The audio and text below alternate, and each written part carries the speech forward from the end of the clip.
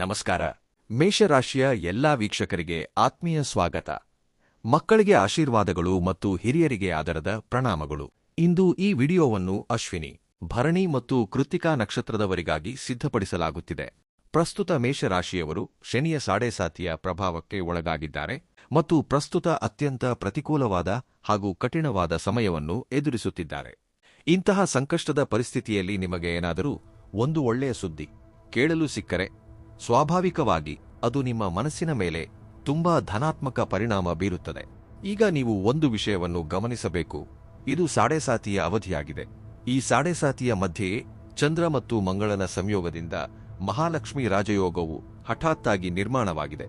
ಜ್ಯೋತಿಷ್ಯದ ಬಗ್ಗೆ ಕನಿಷ್ಠ ಜ್ಞಾನವಿರುವ ಯಾವುದೇ ಬುದ್ಧಿವಂತ ವ್ಯಕ್ತಿಗೂ ಇದರ ಮಹತ್ವ ಸುಲಭವಾಗಿ ಅರ್ಥವಾಗುತ್ತದೆ. ಚಂದ್ರ ಮತ್ತು ಮಂಗಳನ ಈ ಮಹಾಲಕ್ಷ್ಮಿ ರಾಜಯೋಗವು ನಿಮ್ಮ ಆಕರ್ಷಣೆಯನ್ನು ಮತ್ತು ವ್ಯಕ್ತಿತ್ವವನ್ನು ಅತ್ಯಂತ ಸುಂದರಗೊಳಿಸುತ್ತದೆ.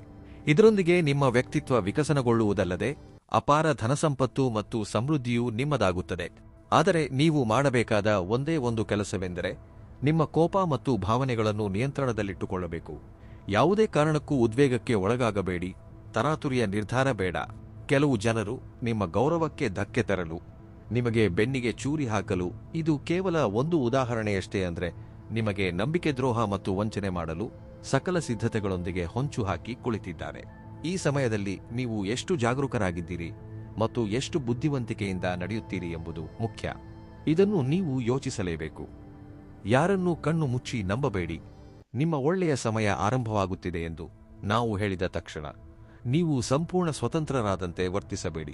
ಒಳ್ಳೆಯ ಕಾಲ ಬಂತು ಎಂದು ಯದ್ವಾತದ್ವಾ ತಿನ್ನುವುದು, ಕುಡಿಯುವುದು ಮತ್ತು ತಿರುಗಾಡುವುದರಲ್ಲಿ ಮಗ್ನರಾಗಬೇಡಿ. ವಾಹನ ಚಲಾಯಿಸುವಾಗ ಅತ್ಯಂತ ಜಾಗರೂಕರಾಗಿರಿ ಮತ್ತು ಹಣಕಾಸಿನ ವಹಿವಾಟು ನಡೆಸುವಾಗ ಸಂಪೂರ್ಣ ಎಚ್ಚರಿಕೆ ಅಗತ್ಯ. ಏಕೆಂದರೆ ಧನಲಾಭವು ಖಂಡಿತವಾಗಿಯೂ ಆಗಲಿದೆ. ಸಂಪತ್ತು ನಿಮ್ಮ ಕೈಸೇರಲು ಸಿದ್ಧವಾಗಿದೆ. ನಿಮ್ಮ ಜಾತಕದ 11ನೇ ಮನೆಯಲ್ಲಿ ನಿರ್ಮಾಣವಾಗಿರುವ ಈ ಕಾಳಸರ್ಪ ಯೋಗವು ನಿಮಗೆ ಹಣವನ್ನು ನೀಡಲೆಂದೇ ಬಂದಿದೆ ಮತ್ತು ಅದನ್ನು ಕೊಟ್ಟೇ ತೀರುತ್ತದೆ. ಆದರೆ ನೀವು ಎಷ್ಟು ಸಿದ್ಧರಾಗಿದ್ದೀರಿ, ಎಷ್ಟು ಜಾಗರೂಕರಾಗಿದ್ದೀರಿ ಎಂಬುದು ನಿಮ್ಮ ವಿವೇಚನೆಗೆ ಬಿಟ್ಟದ್ದು. ನೋಡಿ, ಇಲ್ಲಿ ಬರೆಯಲಾಗಿದೆ, ಇನ್ನು ಮುಂದೆ ಕ್ರಾಂತಿಕಾರಿ ಆಕ್ಷನ್ ಆರಂಭವಾಗಲಿದೆ. ಏಕೆಂದರೆ ಉಚ್ಚಸ್ಥಾನದಲ್ಲಿರುವ ಗುರುಗ್ರಹದ ದೃಷ್ಟಿ ಶನಿಯ ಮೇಲೆ ಬೀಳುತ್ತಿದೆ. ಅಂದರೆ ಜೀವನ ಪರ್ಯಂತ ನಿಮಗೆ ಫಲಗಳನ್ನು ನೀಡುವವನು ಯಾರು? ಶನಿ. ಶನಿಯು ನಿಮ್ಮ ಆದಾಯದ ಸ್ಥಾನ ಮತ್ತು ಕರ್ಮಸ್ಥಾನವಾಗಿದ್ದಾನೆ. ಅವನೇ ಎಲ್ಲವನ್ನೂ ನೀಡುತ್ತಿದ್ದಾನೆ. ಇದುವರೆಗೆ ಈ ಶನಿಯ ಮೇಲೆ ಬೃಹಸ್ಪತಿಯ ಗುರುದೃಷ್ಟಿ ಇರಲಿಲ್ಲ.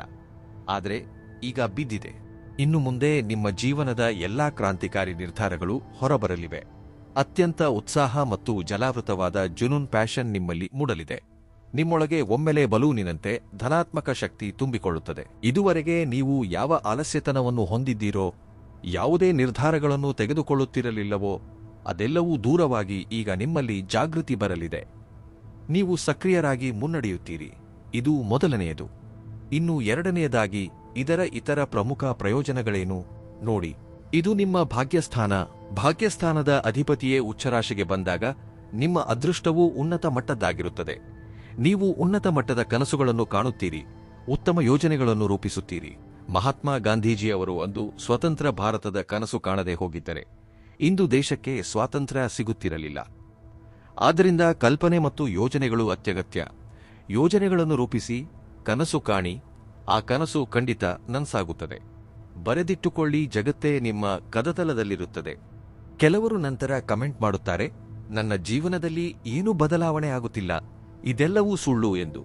ನೋಡಿ ಸಹೋದರರೇ, ನೀವು ನಮ್ಮ ಚಾನೆಲ್ ನೋಡಲೇಬೇಕು, ಸಬ್ಸ್ಕ್ರೈಬ್ ಮಾಡಲೇಬೇಕು.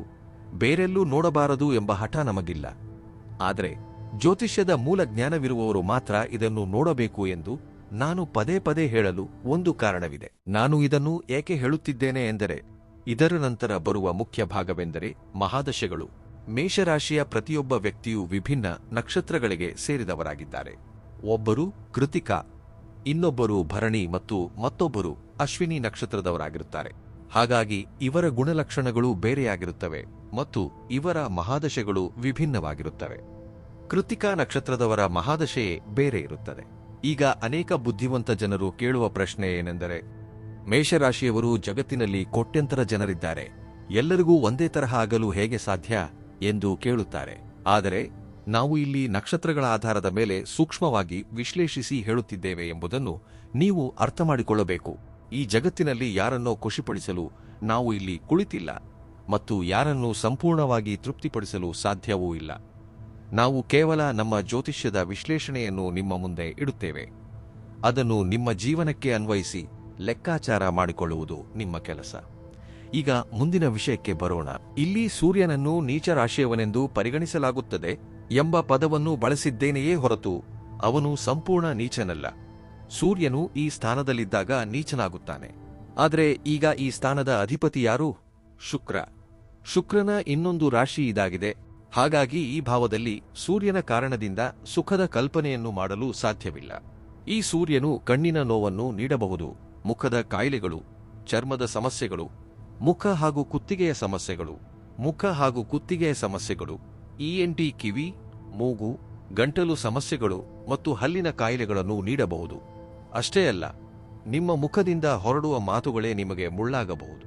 ಮಹಾಭಾರತದಲ್ಲಿ ದ್ರೌಪದಿಯು ಕುರುಡನ ಮಗ ಕುರುಡ ಎಂದು ಹೇಳುವ ಅಗತ್ಯವಿರಲಿಲ್ಲ. ಇಂತಹ ಮಾತುಗಳು ಯಾವಾಗ ಹೊರಬರುತ್ತವೆ? ಮನುಷ್ಯನ ಸಮಯ ಕೆಟ್ಟದಾಗಿದ್ದಾಗ. ಈ ಸೂರ್ಯನು ಮೇಷರಾಶಿಯ ಸಾಡೆಸಾತಿಯ ಅವಧಿಯಲ್ಲಿ ಇಂತಹ ಪರಿಸ್ಥಿತಿಯನ್ನು ತರುತ್ತಾನೆ. ಹೇಗೆ ಎಂದರೆ, ಈಗಾಗಲೇ ಮನೆಗೆ ಬೆಂಕಿ ಬಿದ್ದಿರುವಾಗ ಗಾಳಿಯು ಅದೇ ದಿಕ್ಕಿನಲ್ಲಿ ಬೀಸಿದರೆ ಇಡೀ ಮನೆಯೇ ಸುಟ್ಟು ಭಸ್ಮವಾಗುತ್ತದೆ. ಸಾಡೆಸಾತಿ ನಡೆಯುತ್ತಿರುವಾಗ ಈ ಸೂರ್ಯನು ನಿಮ್ಮ ಬುದ್ಧಿಗೆ ಕೆಟ್ಟ ಪ್ರೇರಣೆ ನೀಡುತ್ತಾನೆ. ನಿಮ್ಮ ಬಾಯಿಂದ ಅಂತಹ ವಿನಾಶಕಾರಿ ಮಾತುಗಳನ್ನು ಹೊರಡಿಸುತ್ತಾನೆ. ಅದು ದೊಡ್ಡ ಜಗಳಕ್ಕೆ ಕಾರಣವಾಗುತ್ತದೆ. ನೋಡಿ ಎಷ್ಟು ಕಠಿಣ ಪರಿಸ್ಥಿತಿ ಇದೆ. ಆದರೂ ಸಹ ನಾನು ನಿಮಗೆ ಇದರ ನಡುವೆಯೂ ಶುಭ ಫಲಗಳನ್ನು ಹೇಳುತ್ತಿದ್ದೇನೆ. ಈ ಸೂರ್ಯ ಮತ್ತು ಶನಿಯ ನಡುವೆ ಪಾಪ ಕರ್ತರಿ ಯೋಗ ನಿರ್ಮಾಣವಾಗಿದೆ. ಮಂಗಳನೂ ಇಲ್ಲಿದ್ದಾನೆ ಮತ್ತು ಇದು ಪಾಪ ಕರ್ತರಿ ಯೋಗ. ಈ ಮಂಗಳನಿಗೆ ಅವರಿಬ್ಬರ ದುಷ್ಪರಿಣಾಮಗಳನ್ನು ಏಕಾಂಗಿಯಾಗಿ ಎದುರಿಸುವ ಸಾಮರ್ಥ್ಯವಿದೆ. ಇನ್ನೊಂದು ಪ್ರಮುಖ ವಿಷಯವಿದೆ ನೋಡಿ. ಕೊನೆಯಲ್ಲಿ ನಾನು ನಿಮಗೆ ಅತ್ಯಂತ ಸಂತೋಷದ ವಿಷಯವೊಂದನ್ನು ಹೇಳುತ್ತೇನೆ. ಬುಧ ಮತ್ತು ಶುಕ್ರನ ಸಂಯೋಗದಿಂದ ಮಹಾಲಕ್ಷ್ಮಿ ರಾಜಯೋಗ ಉಂಟಾಗಿದೆ. ಇದು ತೀರಾ ಸ್ಪಷ್ಟವಾಗಿದೆ. ನಿಮ್ಮಲ್ಲಿ ಸಂತಾನಕ್ಕೆ ಸಂಬಂಧಿಸಿದ ಸಮಸ್ಯೆಗಳು ನಡೆಯುತ್ತಿವೆ ಎಂಬುದರಲ್ಲಿ ಯಾವುದೇ ಸಂದೇಹವಿಲ್ಲ. ಶಿಕ್ಷಣಕ್ಕೆ ಸಂಬಂಧಿಸಿದಂತೆ ಜಗತ್ತಿನಲ್ಲಿರುವ ಮೇಷ ರಾಶಿಯವರ ಮಕ್ಕಳು ಅಥವಾ ನೀವೇ ವಿದ್ಯಾರ್ಥಿಯಾಗಿದ್ದರೆ ಮಕ್ಕಳ ಆರೋಗ್ಯ ಅಥವಾ ಅವರ ವಿದ್ಯಾಭ್ಯಾಸದ ಬಗ್ಗೆ ಆತಂಕ ಇರುತ್ತದೆ. ಇತ್ತೀಚೆಗೆ ಯಾರಿಗೆಲ್ಲ ಪರೀಕ್ಷೆಯ ಪೇಪರ್ ಲೀಕ್ ಆಗಿದೆಯೋ ಅವರು ಒಮ್ಮೆ ತಮ್ಮ ಜಾತಕವನ್ನು ಪರಿಶೀಲಿಸಿ ನೋಡಿ. ನಿಮ್ಮ 5ನೇ ಮನೆಯಲ್ಲಿ ರಾಹುಕೇತು ಇರಬಹುದು, ಅಥವಾ ಪಂಚಮ ಭಾವದ ಅಧಿಪತಿ ಸರಿಯಾದ ಸ್ಥಾನದಲ್ಲಿ ಇರುವುದಿಲ್ಲ, ಅಥವಾ ಅವನ ಕೆಟ್ಟ ದಶೆ ನಡೆಯುತ್ತಿರುತ್ತದೆ. ಇದು ನಿಮ್ಮ ಶಿಕ್ಷಣ ಮತ್ತು ವೃತ್ತಿಜೀವನದಲ್ಲಿ ಅಡೆತಡೆಗಳಿಗೆ ಕಾರಣವಾಗಿರಬಹುದು. ವೃತ್ತಿಜೀವನದ ವಿಷಯಕ್ಕೆ ಬಂದರೆ, ಇದುವರೆಗೆ ವೃತ್ತಿಯಲ್ಲಿ ಸಮಸ್ಯೆ ಎದುರಿಸುತ್ತಿದ್ದ ಮೇಷರಾಶಿಯವರಿಗೆ ಇನ್ನು ಮುಂದೆ ಒಳ್ಳೆಯ ದಿನಗಳು ಆರಂಭವಾಗಲಿವೆ. ಈಗ ನೋಡಿ, ಈ ಬೃಹಸ್ಪತಿಯು ಗಜಕೇಸರಿ ಯೋಗ ಮತ್ತು ಹಂಸ ಯೋಗವನ್ನು ನಿರ್ಮಿಸುತ್ತಿದ್ದಾನೆ. 4ನೇ ಮನೆಯಲ್ಲಿ ಸುಖದ ಸಾಧನಗಳು ಹೆಚ್ಚಲಿವೆ. ಇದು ತಾಯಿಗೆ ಸುಖವನ್ನು ನೀಡುವ ಸಮಯವಾಗಿದೆ. ನಿಮ್ಮ ಮನೆಗೆ ಅತ್ಯಂತ ಸುಂದರವಾದ ತಿಳಿ ಬಣ್ಣದ ಬೆಡ್ಶೀಟ್ಗಳು ಬರಲಿವೆ.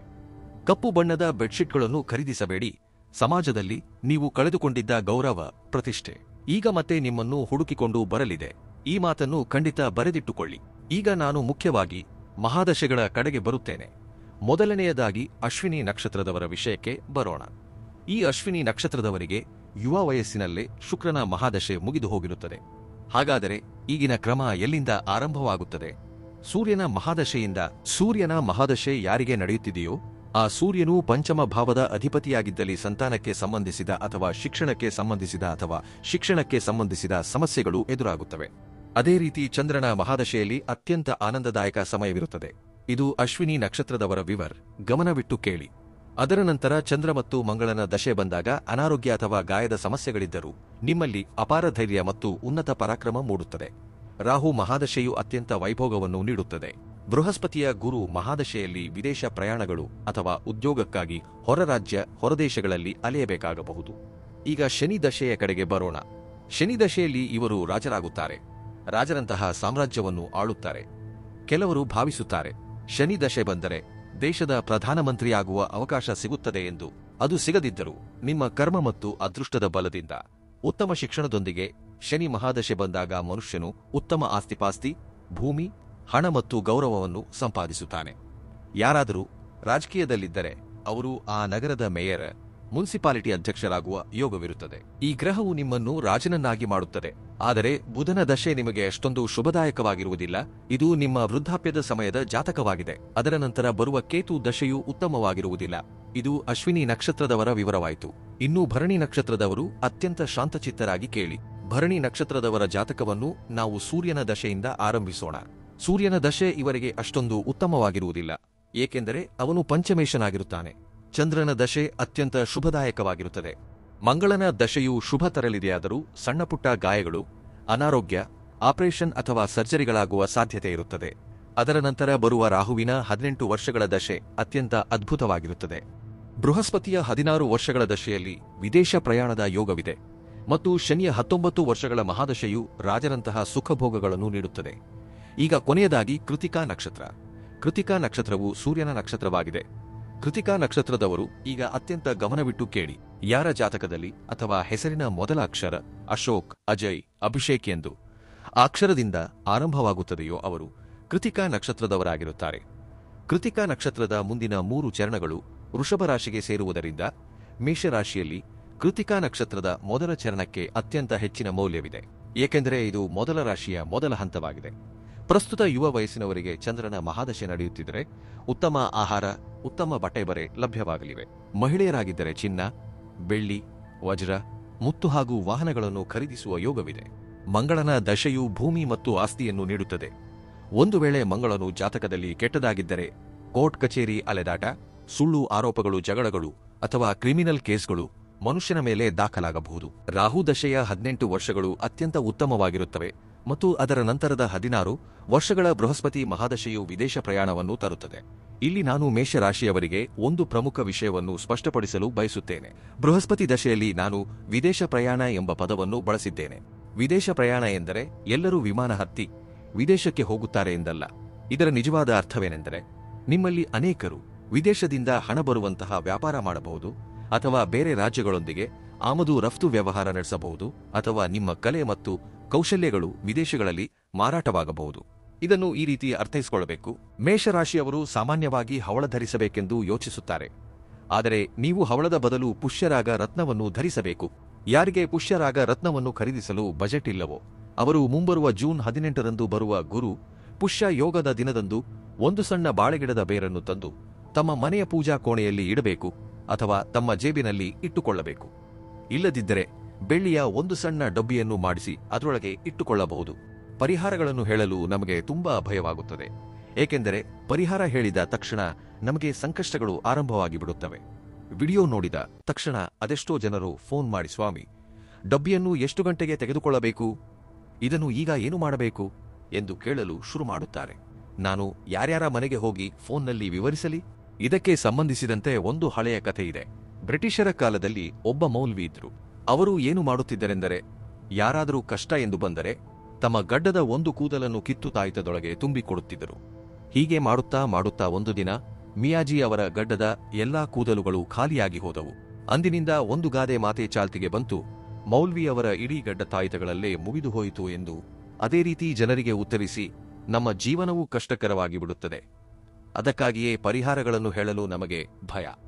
ಆದರೂ ಸಹ ನೀವು ಗುರುವಾರದಂದು ದೇವರ ಪೂಜೆ ಮಾಡಿ, ಮಂತ್ರ ಜಪ ಮಾಡಿ. ಗುರುವಾರದ ಪರಿಹಾರಗಳನ್ನು ತಪ್ಪದೇ ಮಾಡಿ. ನೆನೆಸಿದ ಕಡಲೆಬೇಳೆಯನ್ನು ಹಸುವಿಗೆ ತಿನ್ನಲು ನೀಡಿ. ಮಹಿಳೆಯರು ಗುರುವಾರದ ವ್ರತವನ್ನು ಆಚರಿಸುವುದರಿಂದ ಅವರ ಪತಿ ಮತ್ತು ಮಕ್ಕಳ ಆಯುಷ್ಯ ವೃದ್ಧಿಯಾಗುತ್ತದೆ. ಈ ವಿಡಿಯೋದಲ್ಲಿ ಇರುವ ಮಾಹಿತಿ ನಿಮಗೆ ಇಷ್ಟವಾಗಿದ್ದರೆ ನಮ್ಮ ಚಾನೆಲ್ ಅನ್ನು ಸಬ್ಸ್ಕ್ರೈಬ್ ಮಾಡಿಕೊಳ್ಳಿ, ಲೈಕ್ ಮಾಡಿ, ಶೇರ್ ಮಾಡಿ. ಧನ್ಯವಾದಗಳು.